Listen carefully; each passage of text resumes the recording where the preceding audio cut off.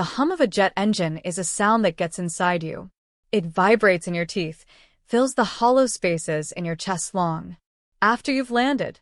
For me, it would always be the sound of a life ending. It was the monotonous, droning soundtrack to the most desolate journey of my life, coming home alone. My name is Elena, and as I typed that message into the brightly lit screen of my phone, each tap of my thumb felt like lifting a weight too heavy for my bones. Flight lands at 5 p.m. Can someone pick me up? The text went to the family group chat, a digital space that had once been filled with silly memes, birthday plans, and my mother's relentless chain messages about the health benefits of lemon water. Now, it was a graveyard. The last meaningful message before this was from me, 3 weeks ago, a single sentence that had sucked all the air out of our digital world. Marcus didn't make it. I sent the message and stared out the plane window at the tarmac of Heathrow Airport. London. Rain streaked the glass, blurring the harsh lights outside into watery stars. It felt alien. This was supposed to be home. But home wasn't a place anymore. It was a person. And I had just buried him in a sun-drenched cemetery in Crete, a world away from this damp, gray English afternoon. My phone buzzed, a jarring vibration against the silent, cold plastic of the seatback tray. A flicker of something, hope, maybe, pathetic and frail, jumped in my throat. I looked down. It was my brother David. David, we're busy, try Uber. 2 sentences. 7 words. That's all it was. But they landed with the force of a physical blow. We're busy. Who was we? Him and his wife. Him and Mom. A social engagement, a prior commitment, something so important it trumped collecting your sister, who is returning from burying her husband? Try Uber. As if I were a parcel that needed delivering. As if this were a simple matter of logistics, not a fragile human being needing a familiar face, a silent car ride where I wouldn't have to explain my red-rimmed eyes to a stranger. The hollow space in my chest grew colder. I waited, staring at the screen, as those 3 little disappeared, indicating someone else was typing. It was my mother. Mom, you should have planned better. A sound escaped me, something between a sob and a laugh that was sharp enough to cut. Plan better? How does one plan for the sudden, violent death of their spouse at 34? Did she want me to add bereavement transport to the wedding checklist 10 years ago? To have a contingency plan for widowhood filed neatly between our life insurance documents and the mortgage papers? The sheer, breathtaking absurdity of it left me numb. I could have typed a novel in response. I could have screamed into the phone, poured out my grief and rage and the bottomless well of pain that had become my existence. I could have told them about the feel of the dry, Cretan earth in my hands as I threw the first handful onto his casket. I could have described the emptiness of our holiday villa, now filled only with the ghost of his laughter and the scent of his cologne on a shirt I couldn't bring myself to pack. But I didn't. The fight had been leached out of me. Grief is a parasite that consumes all your energy, leaving behind a brittle shell. So, I simply typed 2 words. A lie so profound it felt like a betrayal of my own truth. No worries. No worries. The most English of responses to absolute devastation. It meant the opposite, of course. It meant, I have nothing but worries, a universe of them, and your casual cruelty has just added a new galaxy to my collection. But it was a shield. A way to end the conversation, to retreat back into the silent, insulated bubble of my sorrow. The Uber ride was a blur of gray streets and neon signs. The driver, a kind-faced man with an accent I couldn't place, took one look at me in his rearview mirror and turned off the radio. He didn't say a word for the entire 40-minute journey. I was grateful for his silence, for his unspoken understanding that any attempt at conversation would shatter me. He dropped me off at my empty house. The silence that greeted me was heavier than any I'd ever known. It was the silence of a life interrupted. Marcus's hiking boots were still by the door. A half-read book lay face down on the coffee table. Our wedding photo smiled from the mantelpiece, a happy, naive couple who had no idea what the future held. I didn't unpack. I didn't make tea.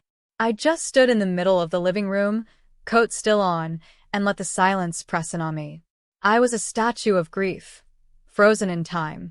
Eventually, a mechanical need took over. I needed noise, something, anything to fill the void. I reached for the remote and clicked on the television. It was background static, a flickering light to prove I was still alive in this tomb of a house. The evening news was on.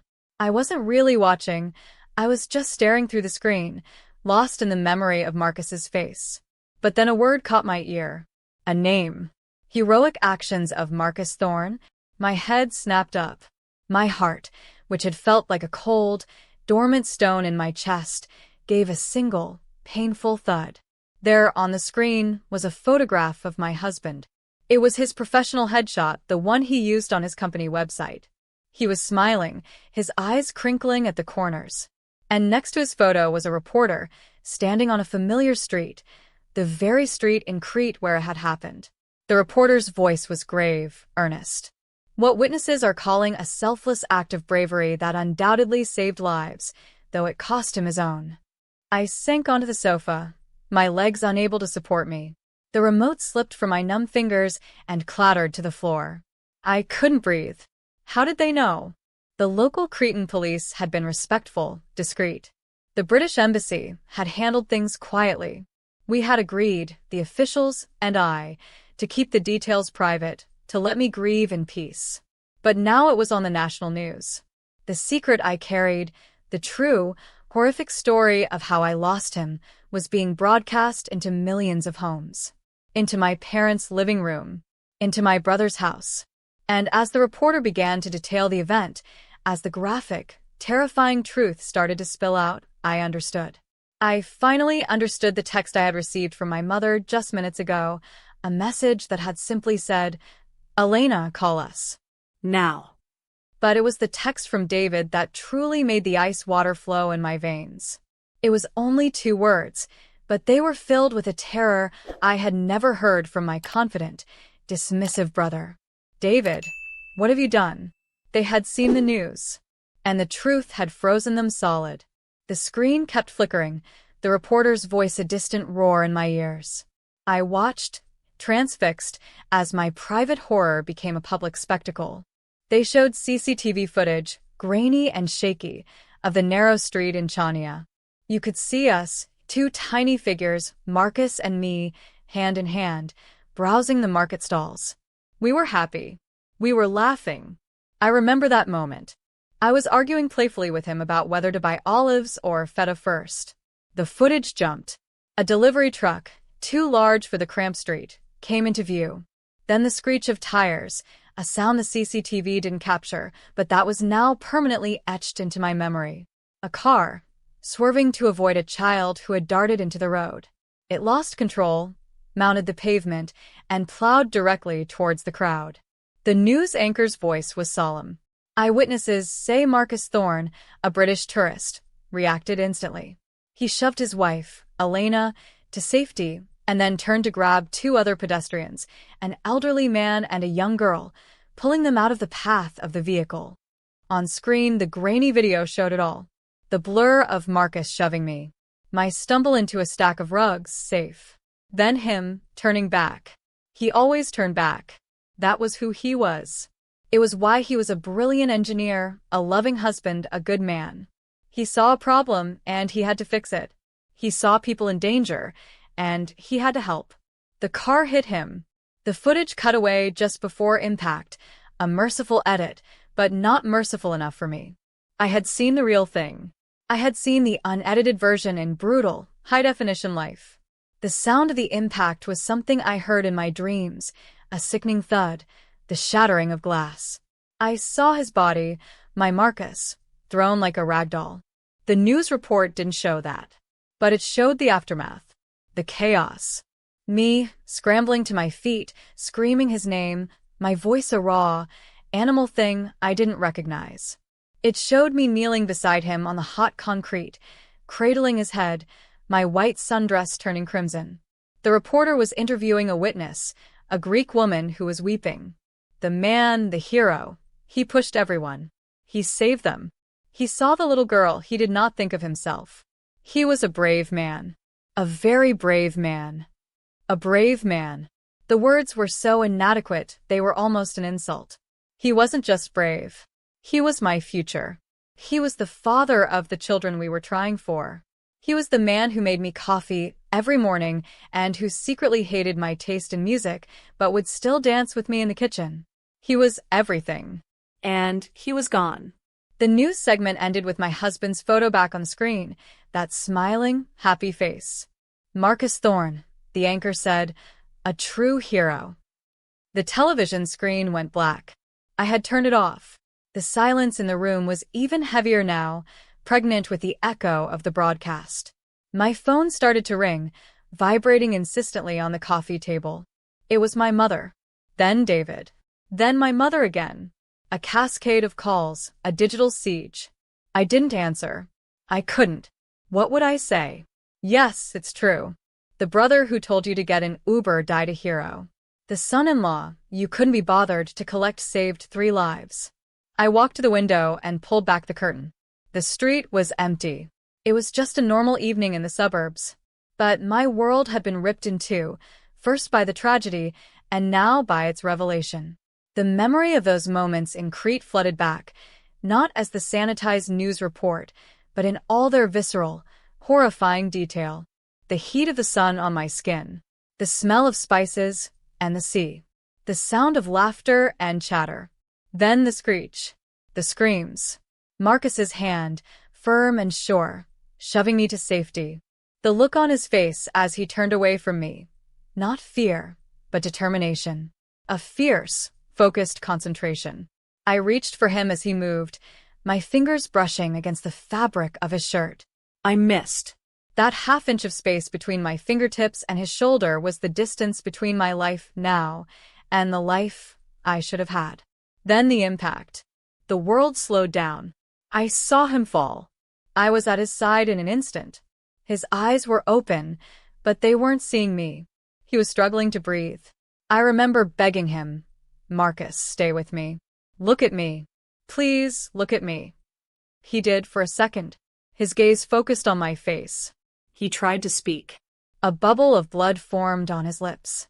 And then the light, the brilliant, intelligent light behind his eyes, just went out. It didn't fade. It was there, and then it was gone. Snuffed out. The wail that came from me then was a sound I didn't know I could make. It was the sound of a soul being torn in half. The days that followed were a nightmare of bureaucratic hell. The police, the hospital, the embassy. Making the call to his parents. Making the call to my family. Their responses had been muted. Shocked, of course. But from my mother. Oh, Elena. How terrible.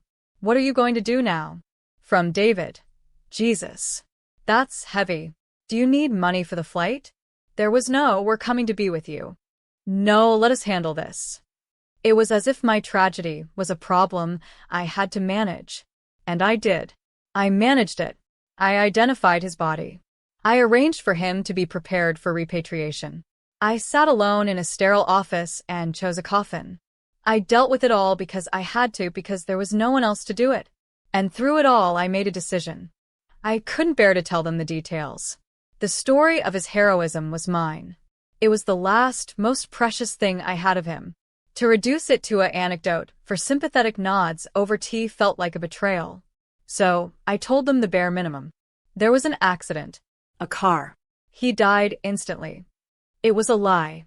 He died in my arms minutes later. But instantly was cleaner.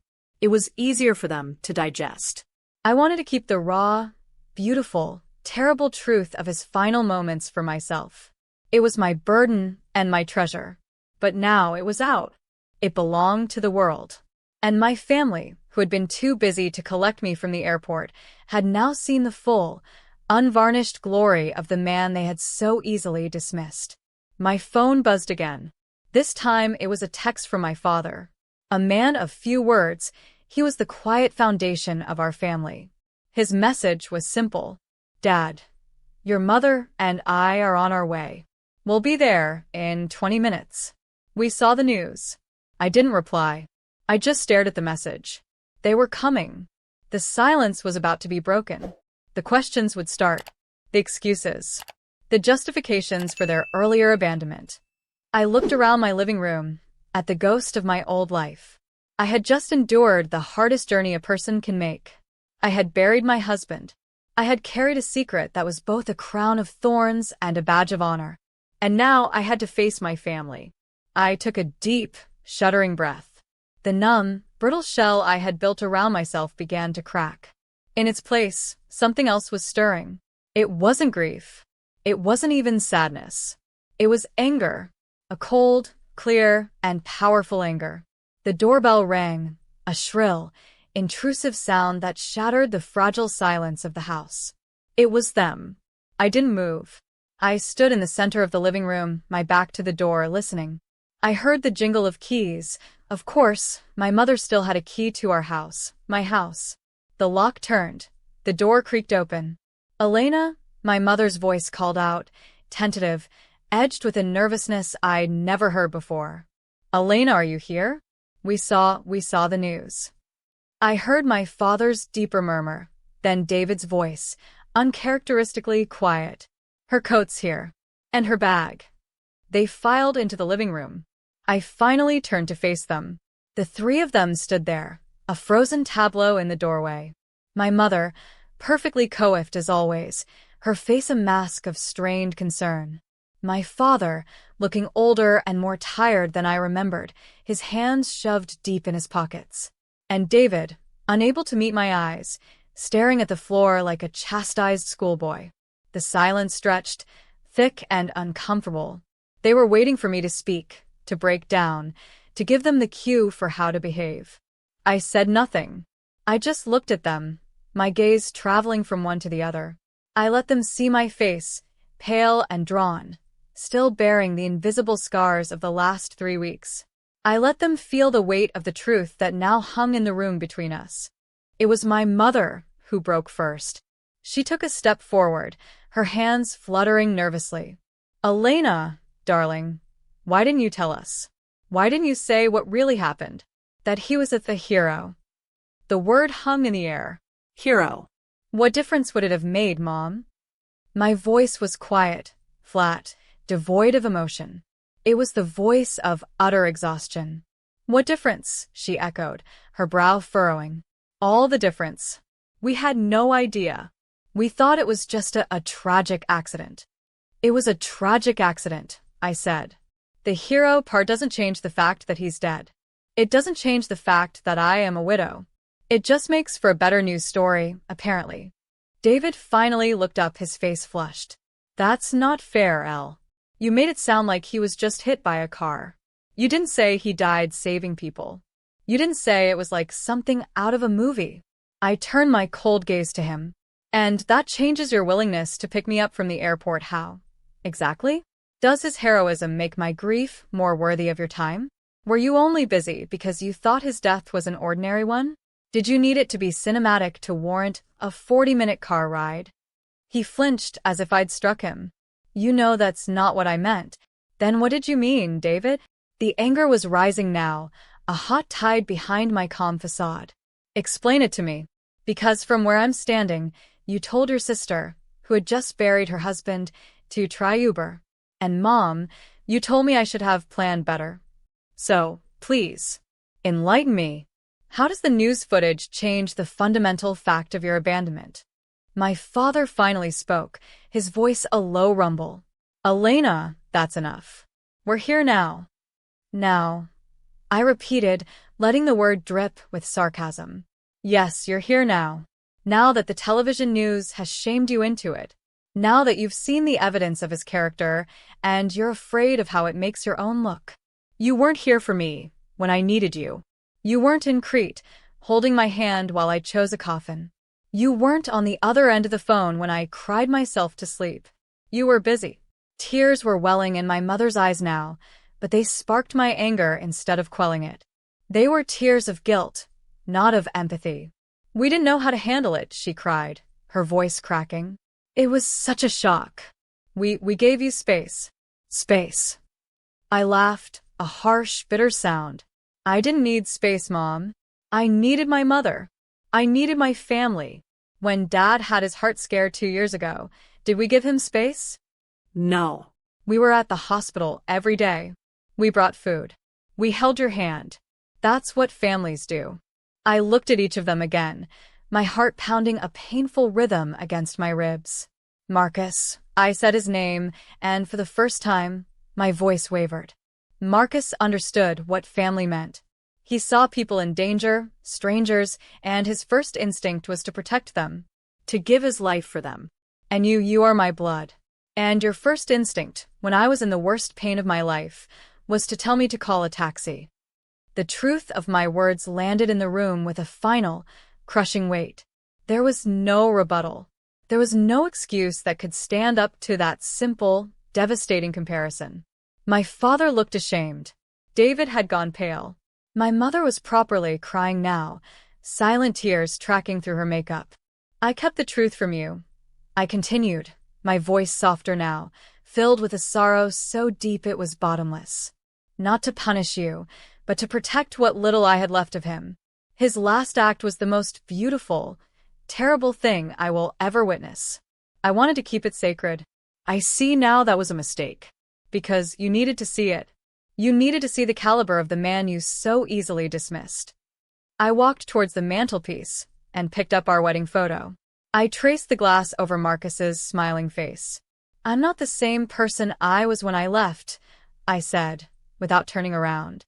That woman died in Crete with him. The woman who came back, she's harder. She knows what true loss is. And she knows what true character looks like. She learned it from her husband. And she learned the lack of it from her family.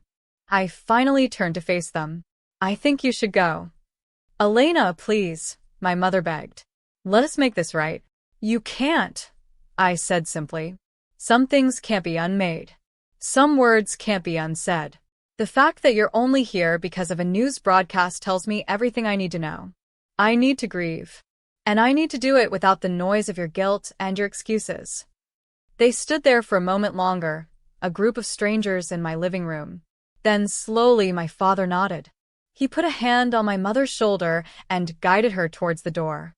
David hesitated, opened his mouth to say something, but then thought better of it. He just gave me a look filled with a dawning, horrified understanding, and followed them out. The door closed behind them with a soft, final click. I was alone again. But the silence was different this time. It wasn't empty.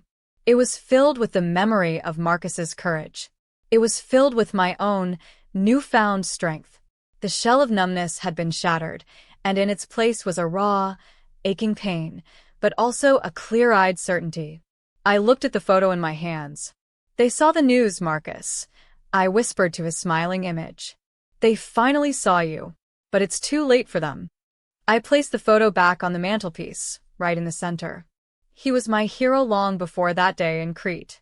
And the love he gave me, the strength he showed me, would have to be enough to carry me through. It would have to be my compass, my solace, my family. Because sometimes, the family you choose is the only one that matters. And sometimes, you have to learn that the hard way, alone in the silence, with only the memory of a hero to light the way.